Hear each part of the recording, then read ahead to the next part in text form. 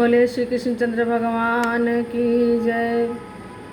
बैसाख की कहानियों में एक खिचड़ी कहानी आती है। कहानी इस प्रकार है। किसी गांव में एक बुढ़िया रहा करती थी और वह कार्तिक का व्रत रखती थी। उसके व्रत खोलने के समय भगवान कृष्ण आते और एक खिचड़ी का कटोरा रखकर चले जाते। बुढ़िया के पड़ोस में एक औरत रहा करती थी।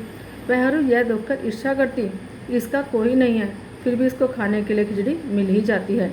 एक दिन कार्तिक महीने का स्नान का अवसर आया और बुढ़िया गंगा जी पर स्नान करने के लिए चली गई। पीछे से भगवान कृष्ण आए और उसके लिए खिचड़ी का कटोरा रखकर चले गए। पड़ोसन ने जब देखा कि कटोरा रखा है तो उसको बहुत गुस्सा आया। उसने वह कटोरा उठाकर घर के पिछवाड़े में फेंक दिया। अब कार्तिक स्नान के बाद बुढ़िया जब घर आई तो उस खिचड़ी का कटोरा दिखाई नहीं दिया और वह भूखी ही रह गई। बार बार वह एक ही बात कह रही कि कहाँ गई मेरी खिचड़ी और कहाँ गया मेरा कटोरा। दूसरी ओर पड़ोसन ने जहाँ खिचड़ी गिराई थी वहाँ पर एक पौधा उगाया, इसमें 2 फूल निकल आए। एक बार राजा उस ओर से निकला तो उसकी नज़र उन दोनों फूलों पर पड़ी और वह उन्हें तोड़कर घर ले गया। घर आने पर उसने अपनी पत्नी को वे फूल दिए। फूल सूंघने पर रानी को गर्भ ठहर गया। कुछ समय के बाद रानी ने 2 पुत्रों को जन्म दिया। जब वह दोनों पुत्र बड़े हुए तब वह किसी से बोलते नहीं थे, लेकिन जब वह दोनों शिकार पर जाते तो रास्ते में उन्हें वही बुढ़िया मिलती जो अभी भी यही कहती फिरती थी, कहाँ गई मेरी खिचड़ी और कहाँ गया मेरा कटोरा।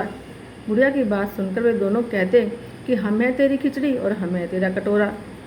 हर बार जब भी वे शिकार खेलने जाते तो बुढ़िया यही बात कहती और वे दोनों वही उत्तर देते। एक बार राजा ने अपने कानों से यह बात सुन ली तो उसे बड़ा आश्चर्य हुआ कि ये लड़के वैसे तो किसी से बोलते नहीं हैं, पर उस बुढ़िया से कैसे बात कर लेते हैं। राजा ने बुढ़िया को राजमहल में बुलवाया और कहा कि ये दोनों लड़के हमसे तो बोलते नहीं हैं, तुमसे कैसे बोल लेते हैं। बुढ़िया ने कहा, महाराज मुझे तो पता नहीं कि कारण क्या है, ये मुझसे क्यों बोलते हैं। मैं तो कार्तिक का व्रत रखती थी और भगवान कृष्ण जो है मुझे खिचड़ी का बेला भरकर लेकर जाया करते थे। एक दिन मैं कार्तिक के स्नान के लिए गई, वापस आई तो मुझे मेरी खिचड़ी नहीं मिली और जब मैं कहने लगी कहाँ गई मेरी खिचड़ी और कहाँ गया मेरा बेला, तब इन दोनों लड़कों ने कहा कि तुम्हारी पड़ोसन ने तुम्हारी खिचड़ी फेंक दी थी। उसमें से एक पौधा बनाया था और उसमें 2 फूल निकल आए थे जिनको यह राजा ले आए थे और रानी ने सूंघा तो रानी के गर्भ रह गया था और वे दोनों फूल है हम लड़के बन गए।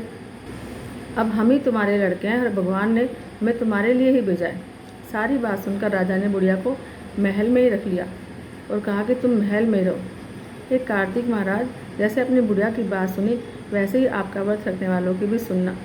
जय जय श्री राधे, जय जय श्री राधे, जय जय श्री राधे।